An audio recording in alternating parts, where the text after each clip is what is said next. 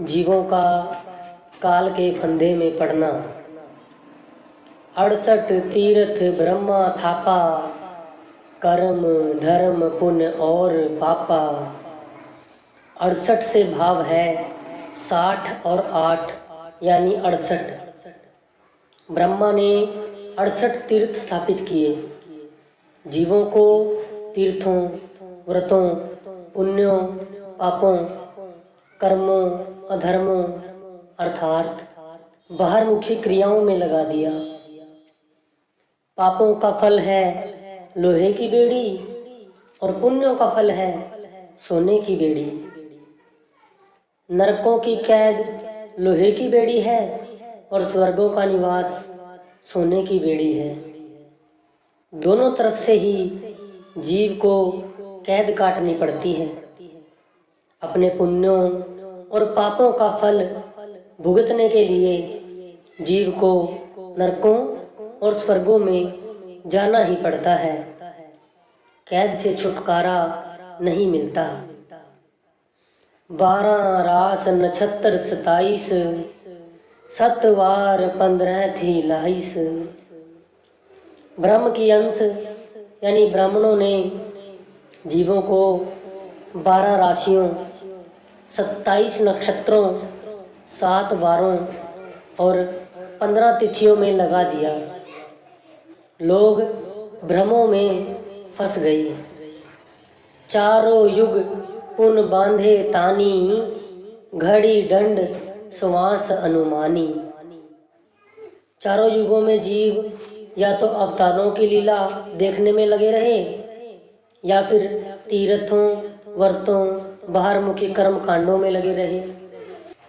सभी सुकर्मों, पुण्यदान का फल भोगने के लिए स्वर्गों में चला गया और सभी कुकर्मों का दंड भुगतने के लिए नरकों में चला गया।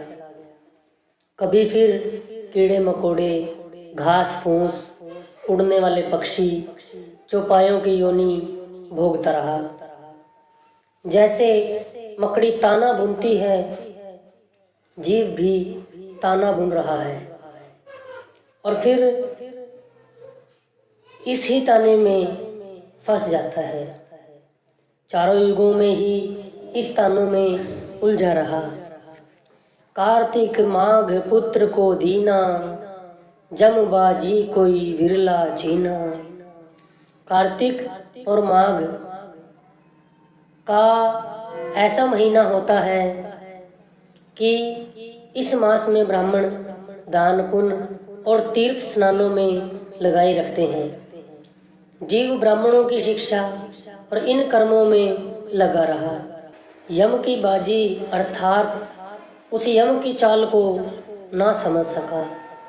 यम की बाजी का पता किसी विरले को लगा है, वह भी जिसको पूरा गुरु मिल गया है। तीर्थ धाम को भाख महात्म, तजे न भरम न चीने आत्म। ब्राह्मणों ने तीर्थों पर जाकर स्नान करने को शुभ कर्म कहा। जिस तरफ ब्राह्मण भेजता रहा जीव चला गया। भ्रम दूर न हुए बल्कि बढ़ते ही गए। समझ न आई कि आत्मा क्या चीज है, यह कहाँ से आई है, इसकी जड़ क्या है, यह क्यों दुख भोग रही है, इसने अंत में कहाँ जाना है। पाप पुण्य में सबे बंधाना, यह विधि जीवन को उलझाना। हे धर्मदास, काल ने सभी जीवों को पाप पुण्य के बंधनों में उलझा रखा है। बिन सतगुरु बाचे नहीं कोई, सार सबद बिन यम मुख जाई। सच्चे नाम और सतगुरु के बिना जीव की कोई सहायता नहीं कर सकता।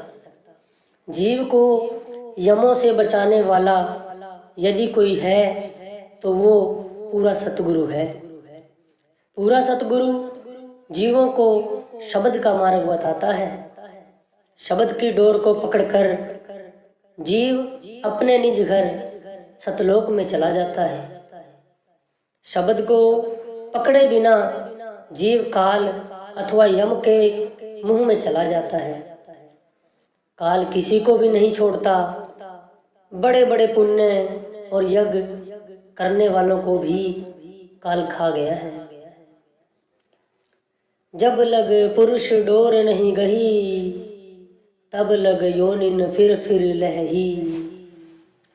हे धर्मदास, जितनी देर जीव पूर्ण गुरु की शरण में जाकर शब्द का रास्ता लेकर शब्द की कमाई नहीं करता, शब्द की डोरी को नहीं पकड़ता, यहीं पर रहेगा, जन्मेगा, मरेगा, बार बार योनियों में पड़ता रहेगा।